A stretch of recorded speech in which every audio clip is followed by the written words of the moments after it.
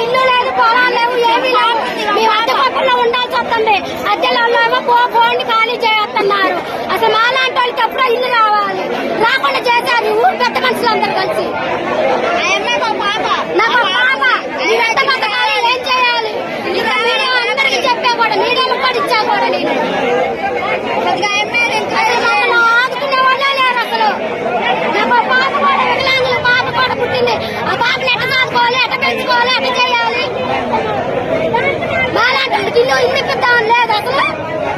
ఎక్కడికెక్కడ తిరిగా నుంచి అవుతాయని కలెక్టర్ ఆఫీస్ కూడా పెట్టాను మీరు అప్లికేషన్. మరి కోదాక మున్సిపల్ ఆఫీస్ లో పెట్టి అప్లికేషన్, మరి సూర్యాపేట జిల్లాలో పెట్టి అప్లికేషన్. అవన్నీ నా కార్డు ఫోన్లు కూడా ఇప్పుడు తెచ్చాయన్ని చూపిద్దామని తెచ్చాయన్ని అసలు.